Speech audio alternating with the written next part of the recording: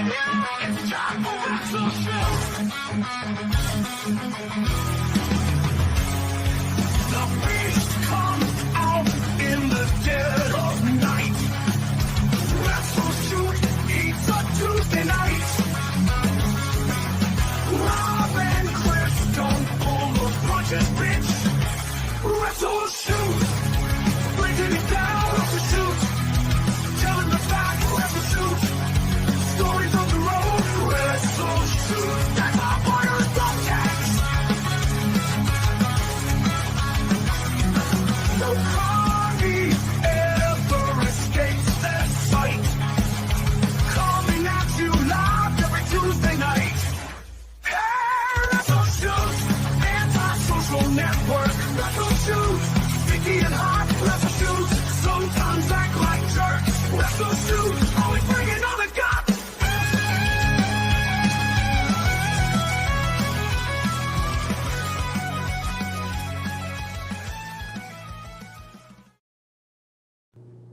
I fucking love that intro, but we got to fix it, man. What we got to do is just right after that pie face, that bitch slap, we got to have a quick video comes on. It just says, now with Max Payne. Well, that's what I'm thinking. Like where it says in the beginning, where it says Rob, Chris, and Max. We got to add that in there too, and then But we added it real comically, like with a Family Guy voice or something. And yeah, that's, but do a long pause though, like and Max. yeah, that's pretty. We got to pretty that up a little bit. I fucking love that. God damn, that's so funny. I never. That is so. It's so awesome because talk about the fucking adrenalize you moment, man. As soon as that fucking song starts, it's just I'm a mark for that song. It's a great fucking song. It is a great song, really is. Oh man, big happenings going on around here, but hey, let's get this shit started right. This is WrestleShoot right here on any social network. Give us a thumbs up, give us a subscribe.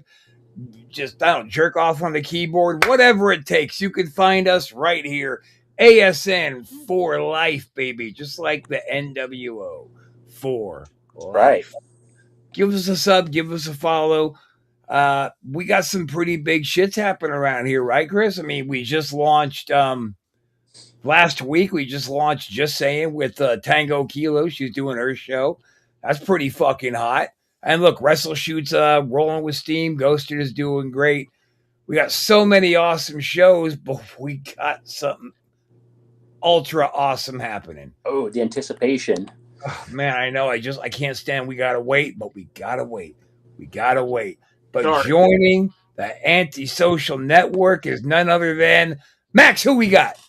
Come on, Max, take it off. Rip the Crippler Oliver. Wait a minute, Oliver. Rip Rogers, man. Yeah, Rip Whoa. fucking Rogers is all the fucking way on. Like there's no tomorrow. That's awesome. Can you believe it? Okay, so yeah, I mean, this is an adult-oriented show. So we're off air a couple of weeks ago, Chris, and he goes, something about Rip Rogers, a little bit of interest. I was typing something and pulled me away, and I went, if you can bring me Rip Rogers, I will suck your dick. And now look, Rip Rogers is here. Thank God Max let me off the hook-ish. Well, for now. Maybe you shouldn't. For now. Yeah, But he for did. now. He brought Rip, and Rip being the kind of like next level thinker that he is, like he's going to be getting involved in a lot of different projects over here. So that's pretty fucking exciting. Yeah, And- Rip's going to be in, man. He's fun. And Rip, That's awesome. those of you who remember, and if you don't really remember much of him, I definitely say go back and YouTube some of Rip's matches, man. They was some hot shit. I do, man. Fucking great matches. Fucking great gimmick. Just all around awesome, man. He had it all. It's funny because if Rip had a bad match, I guarantee you it's because the asshole he was working with wouldn't listen to him. It was a fucking green kid where he thought, fuck it, I'm going to teach this fucker a lesson by letting him call the goddamn match. That's just the kind of guy Rip would be. Oh, that's a great idea. Well, God damn it, that's funny. Well, I'll tell you this though, the really coolest part about Rip joining the network is Rip and Mr. Payne are going to be revitalizing Max's old show Oh. called Payne Lair. And it's going to Oh. be right here on the Antisocial Network. And I fucking technology. I was trying to load up the picture so I could show you guys, but god damn it. I'm curious what the show's about, though. Oh, Well, that's the great thing about it is that there isn't. That's just from the moment of inception. The Pain Lair was really just designed to be. Rip's one of those guys. It's so funny. You guys will love this about Rip.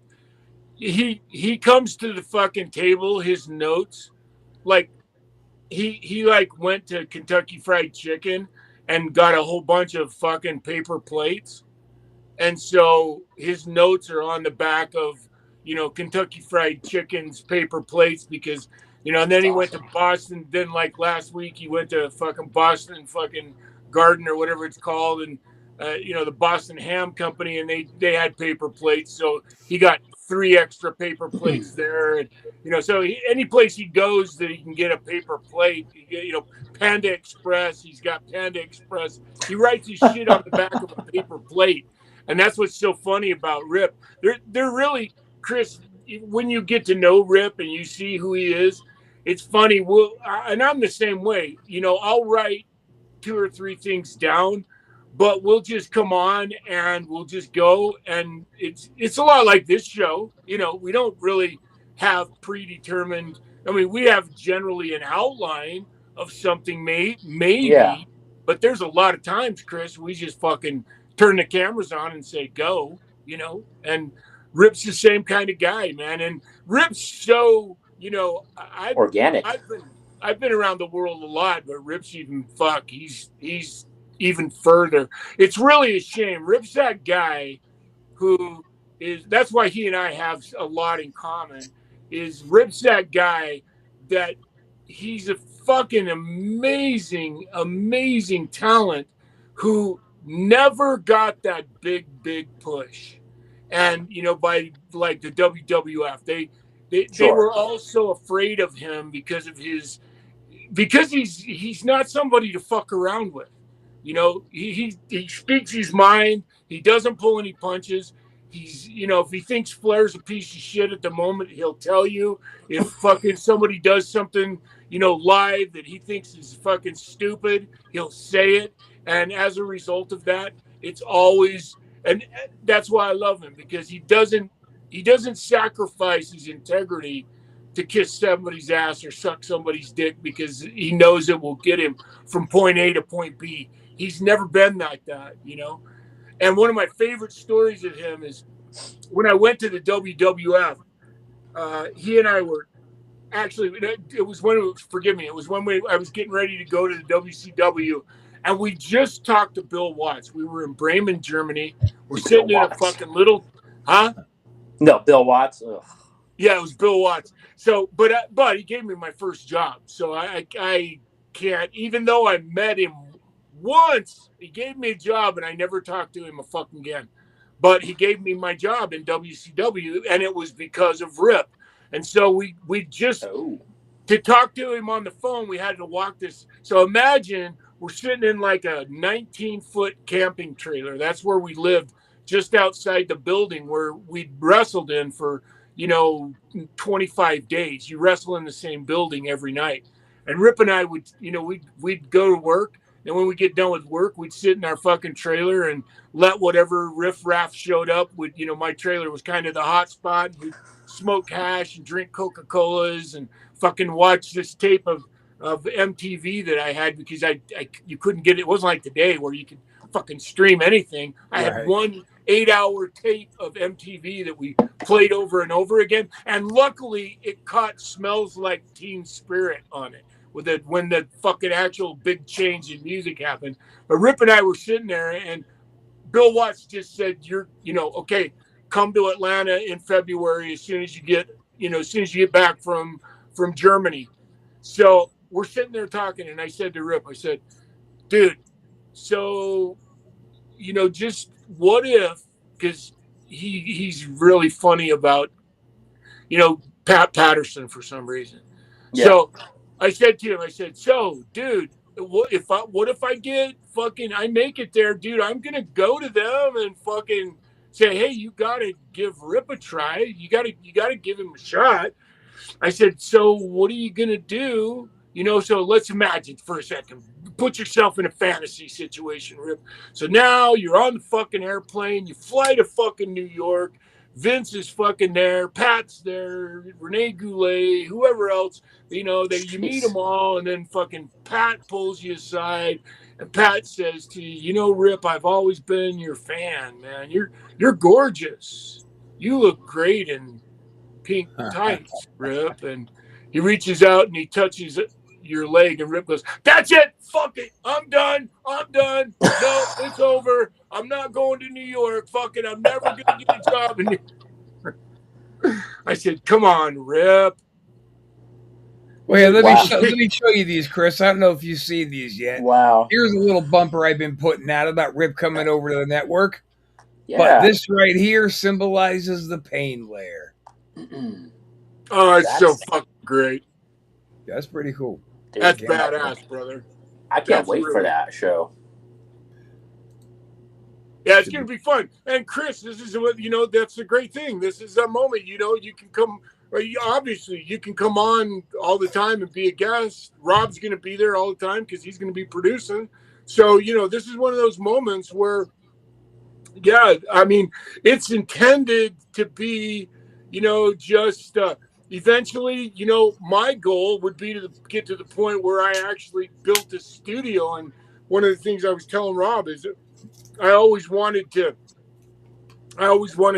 have a big door that opened and all guests came through out of the closet, because it used to be, all your skeletons were in the closet, and it wasn't always directly related to homosexuality, before homosexuality was sort of inherited that mentality, it was what's in your closet kind of thing, Oh. And so I always wanted to have the big rustic fucking castle door that creaks open and all guests come through that door. Yeah. See, what we need to do, Chris, is we need to take our asses over to Vegas. Yeah. We need to kidnap fucking Rip. Then we need to go stop on over and kidnap Max, and then make them both live here in Florida with us. I'll tell you what, man. Isn't that our goal, is to be successful? And when it's, puts us all in that kind of financial fucking, when we got 40 million followers like Joe Rogan does, it won't be a hard arm twist to fucking sell me living in Florida where it's fucking sunny and warm year round, It's just wonderful here. I mean, I was supposed to move here to Florida when I was 17 to come on out here and train with the Malenkos. But I ended up staying back home and doing the thing with DeMarco. But then after that, I kind of had it in my head of Florida, yuck, because I came out here for a Coke signing. This was before I was a Coke signing. I came out here for a show to wrestle at an autograph signing. I fucking see like Pablo Escobar sitting at a table with fucking mountains of cocaine and fucking, here's your contract. Well, this is before I had my Coke problem. So I went out here and I picked up a gig, and it was to wrestle at an autograph signing thing. And the promoter picks me up and he goes, "You want to go get a sandwich?" So we pull up to a sandwich shop, and it was right in the whole wall was glass, so you could see the water. It was gorgeous.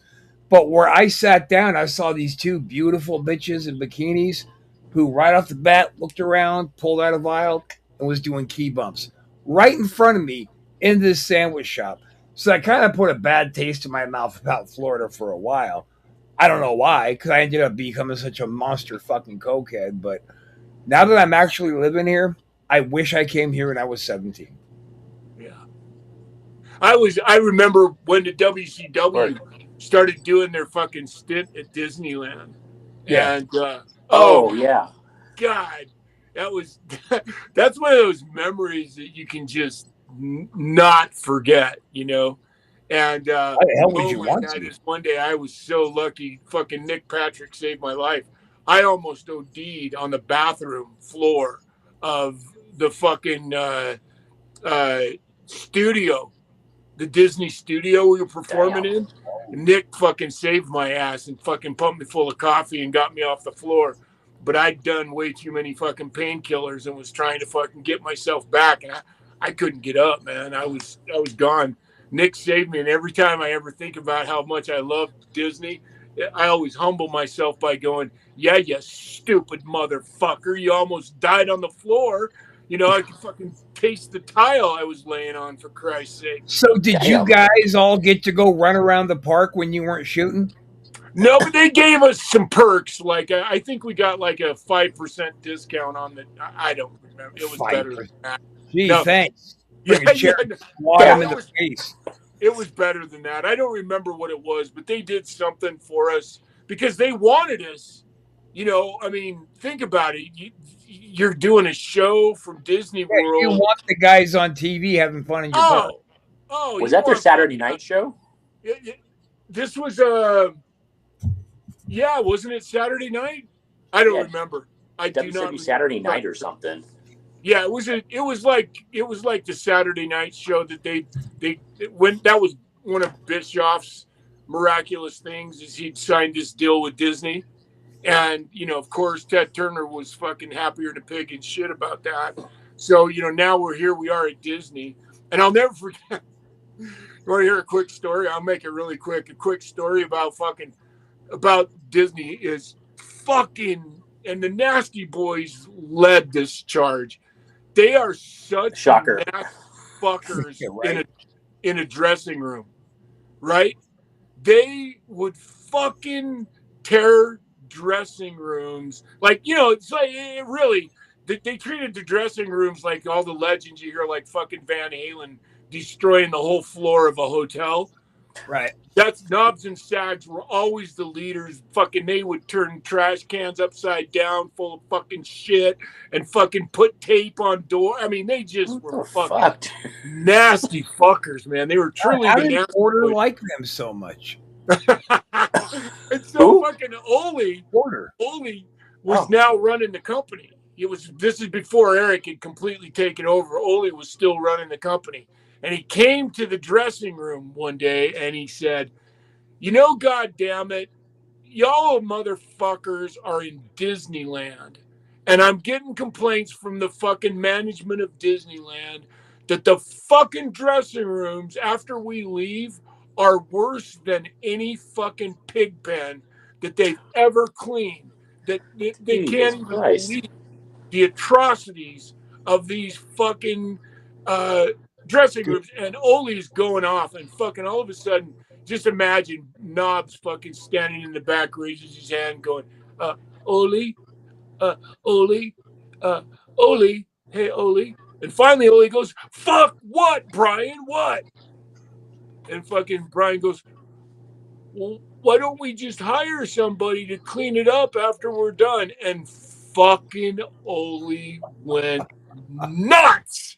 He's like, listen, you fat motherfucker. It's exactly what he said. He said, listen, you fat motherfucker. How about you take some goddamn responsibility? Because I happen to know you two motherfuckers are the biggest problem of fucking taking care of the place that we're fucking working at and having a little bit, a modicum of respect for fucking the Disneyland and fucking Mickey Mouse, and you look after yourselves. Fuck! I can see that totally happening too. Oh, and that's exactly what happened. And I'll never forget Ole just fucking, he was slobbering like I just was, fucking yelling, screaming at Knobs and Sags. And Knobs just goes, well, I'm just saying, you know, we'll all pitch in and fucking hire one of these Mexican kids that are working here to.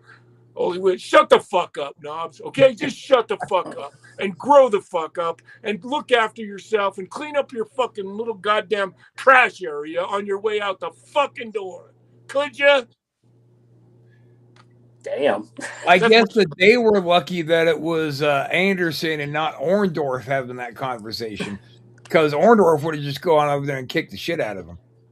Paul. I did the road a lot with Paul. I love that motherfucker. He and I, yeah, I never believed I would be that I would have so much respect for Paul and love him so much. And me, I don't know why, but he really liked me because I was the antithesis. But then again, he loved Rude too. He like always attached himself to the bad boys. That's just who Paul was. He loved hanging with them because he didn't do it.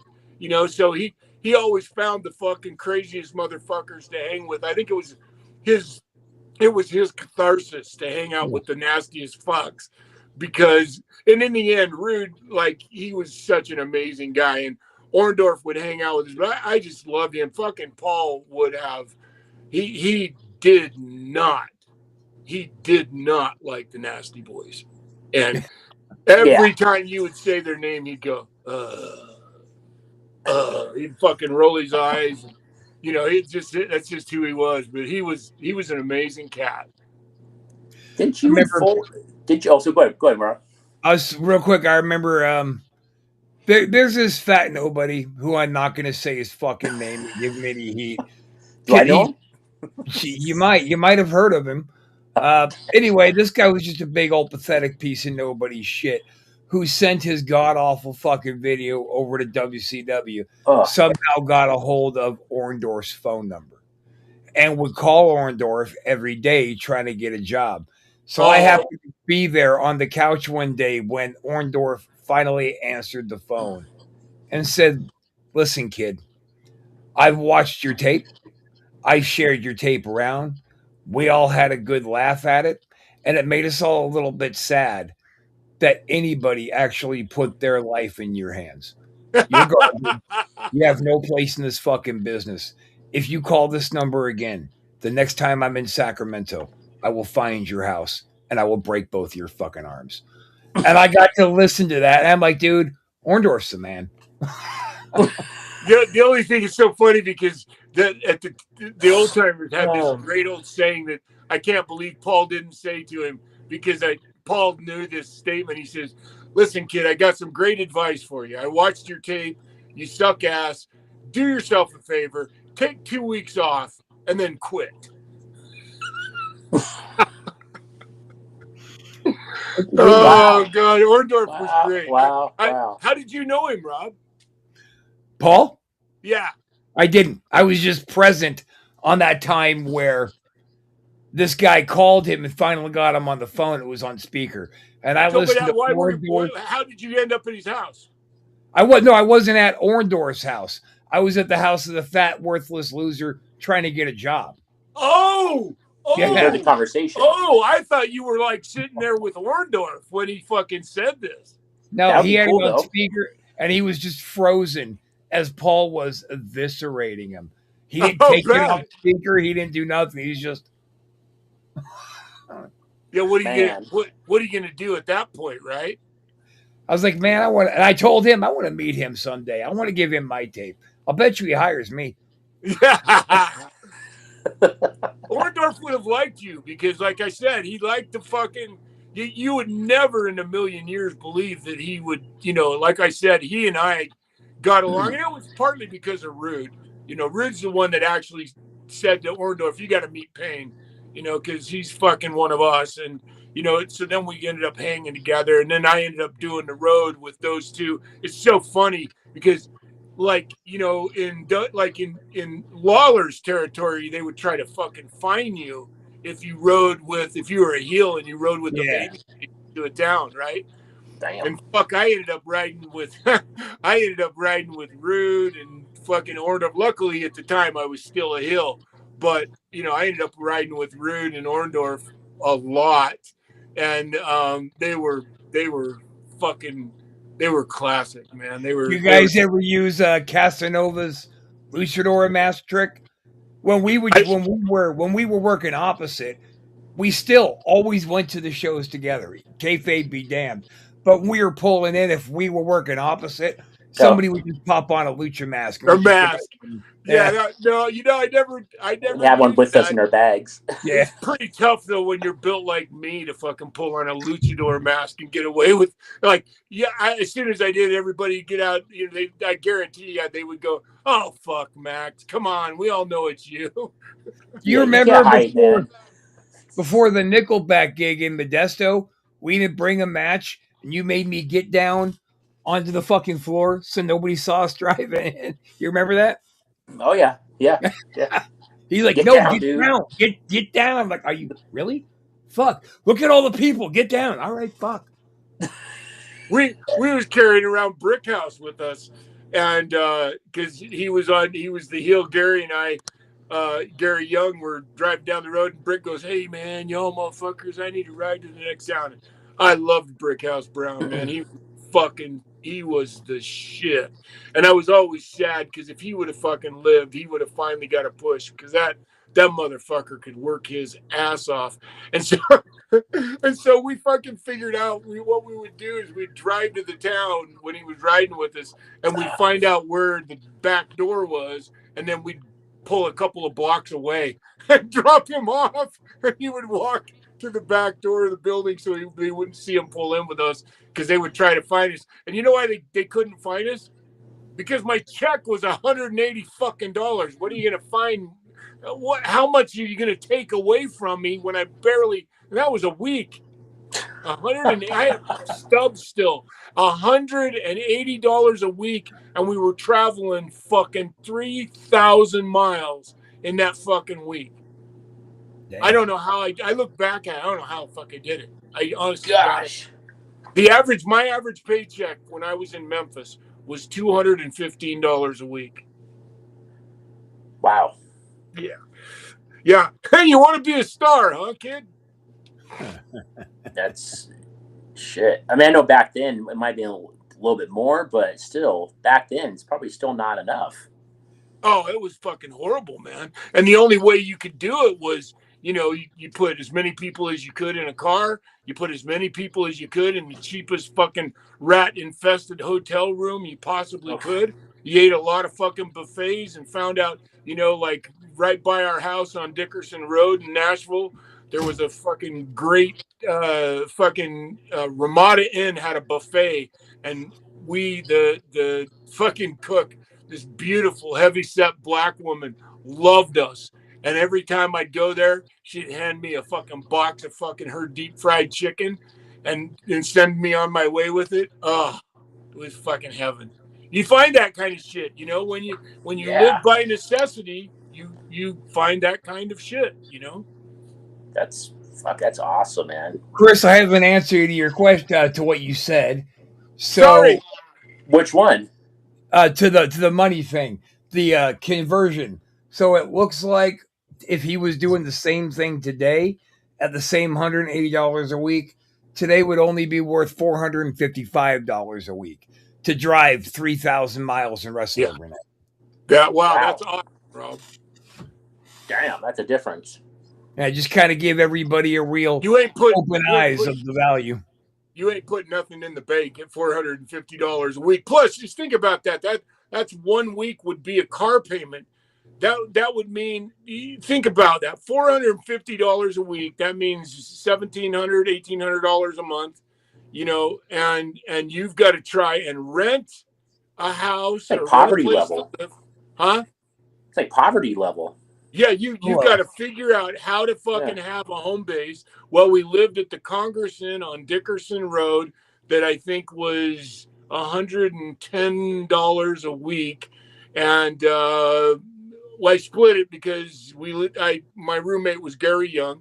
So we split the rent on the hotel we were living in.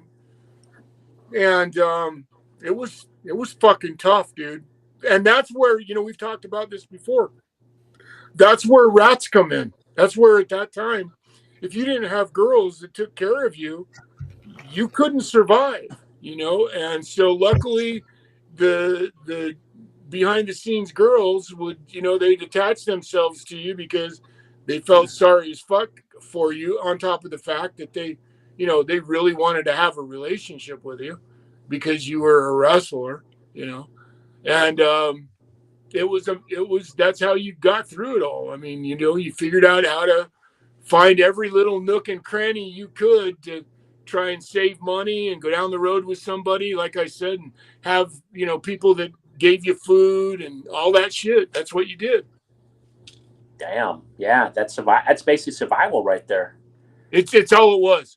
That's all Yeah. it was. And then you drove all those fucking miles, and then you were working your ass off too. You were doing 20, 25 minutes a night in the ring, and then sometimes at least once a week or twice a week you were doing a battle royal. So because somebody wasn't showing up because they were tired of making $180 a fucking week, and they would not show up at last minute. So you'd always end up having a battle royal, because if you didn't, you couldn't fill the fucking card. You'd only have 35 minutes of fucking wrestling. So you ended up working twice and doing a battle royal. And so you worked your balls off. That's the price I paid to get to New York. That's all there is to it. Damn. Brutal. It was brutal, but it was worth it. Good memories, though. Yes. Incredible memories. One thing I do want to put out there to the pests real quick, that's what we call our fan base, like what Opie and Anthony used to do. The pests? Yeah. Guys, if anybody could find me any information on what's happening with Mike Drosy's legals, I'd really appreciate it. You can put it right there in the comments. No shit. It's the damnedest thing on what's happening with old Duke the Dumpster, that his information is just not seeming to be available on public records. That's weird. We talked about this a little bit, and I'm glad you brought that back up, Rob, because I got to tell you, there's people that I look very, very back in and carry such an incredible place in my heart, and Mike is one of those people. He was such. I don't know what it was about he and I, man. We just got along. Maybe he was a pretty big mark for me at the time, but that wasn't it. He was just genuinely a fucking good man, and I could tell it.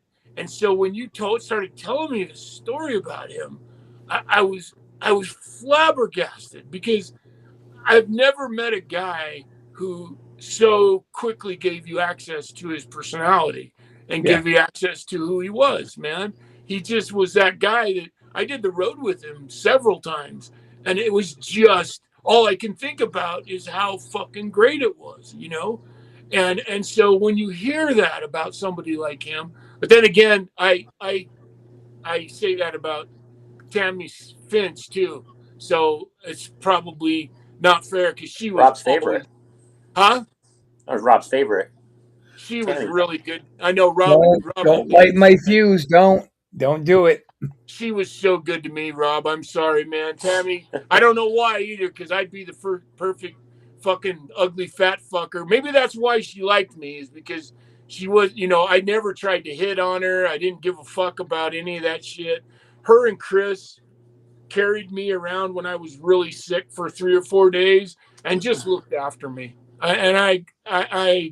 I have nothing but a soft spot for her, and I see pictures of her and who she's turned into, and it really breaks my heart, because she was just like Duke, I don't even understand that, because I saw the side of Tammy that was fucking incredible. She was just so nice to me, and you wouldn't believe that from a hot blonde, that she would even give a shit about fucking fat ass Man Mountain Rock, I mean, you had a good experience with her, but the fact of the matter is, Tammy Cinch is in fact a scunt.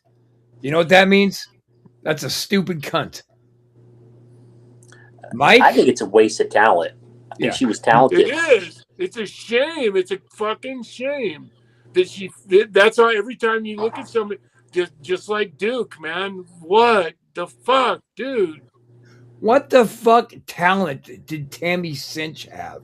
She walked to the ring and shook her titties around and made some noise. She didn't work. She didn't bump. She was just a piece of fucking titties around the back. she was great on the stick, I thought, and I thought she was very entertaining. And they could have done a lot more with her. I think she had a huge career ahead of her until she got mixed up with the wrong crowd and, of course, substances. But yeah, she had a huge future ahead of her, and she blew it. It sucks.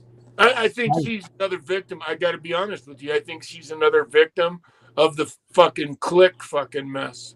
The click fucking the shit people. the click does to you, and how they fuck with your brain, and how they use you up and shit you out like you're nothing.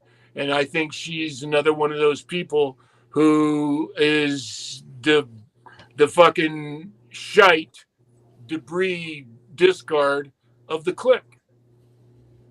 Yeah.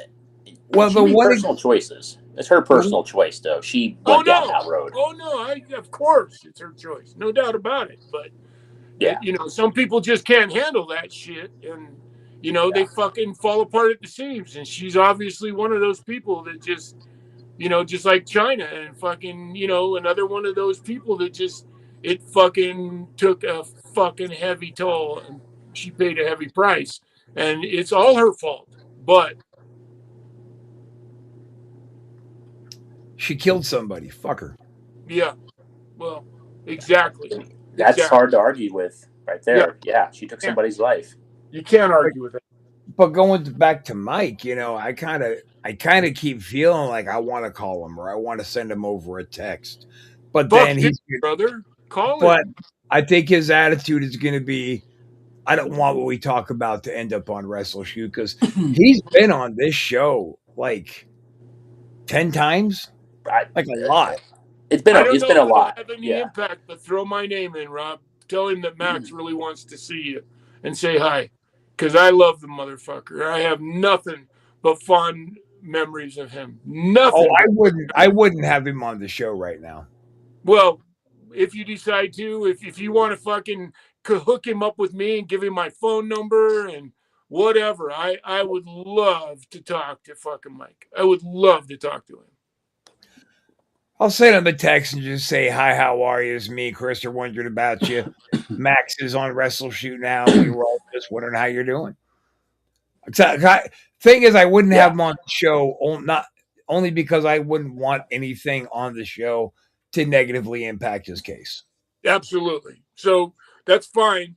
Like I said, you can use my name at any capacity you want to with him, because other than sexual favors, probably not so much, but other than that, you can drop my name. Well, we're kind of getting close to that time. I don't mind taking it home a little bit early just because there's some fucking errands I still got to run. But next week, we're taking the week off. We're going to be showing a WrestleShoot retro featuring Madman Pondo. That was a fun show. And then the following week, we're going to come back all the way live. No more pre-recorded. We're going to start rocking out old school again. I am so excited about that, brother. That genuinely makes me excited. I can't wait to interact with fans live, and that's my favorite fucking.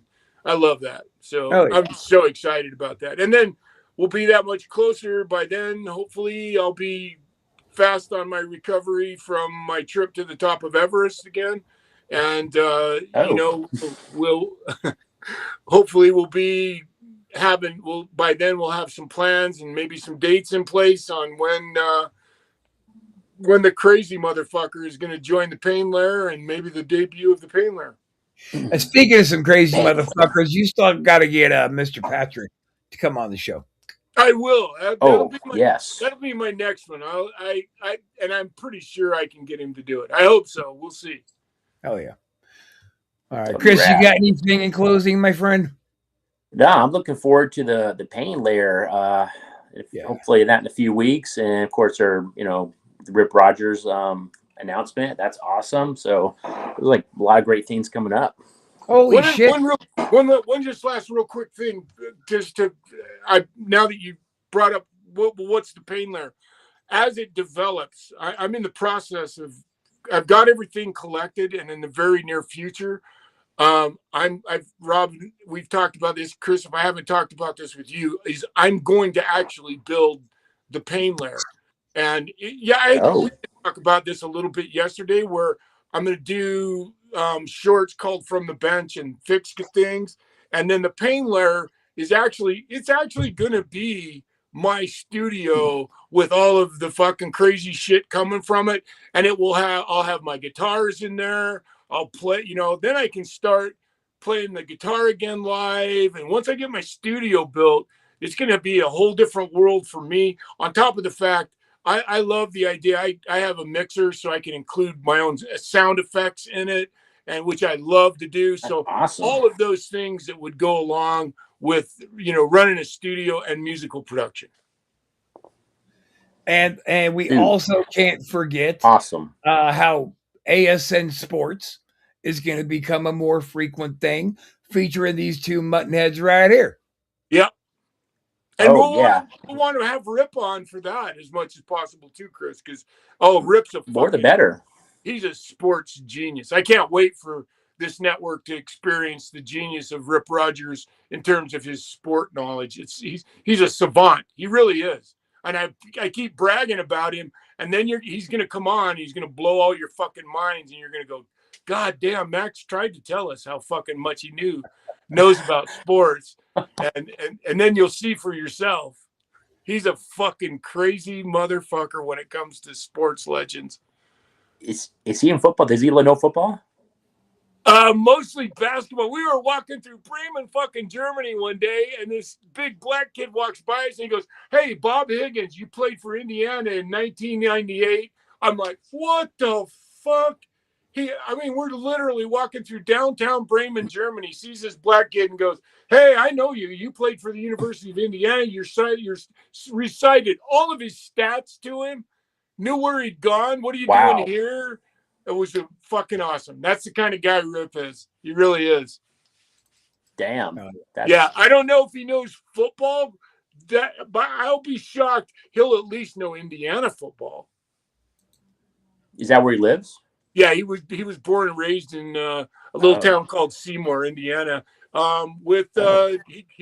actually went to school with John Cougar, Mellencamp. Right. So he's got stories about that as well. He also had he was really good friends with Randy Savage, and because Randy Savage played baseball, and so Rip knows all. I don't know all the details of that, so I don't want to. But him and Randy Savage somewhere got into it. Rip will tell you the story, but he was good friends with Randy at some level, and I can't remember why. My memory's going too, but he just told me. But Rip will fill in the blanks. Nice. All right. Well, then, with that, I think we should go ahead and take it on home. Next week, we're going to do the Madman Pondo retro episode, and then we'll be back live, baby. So, with that being said, stay up. Peace out, everybody.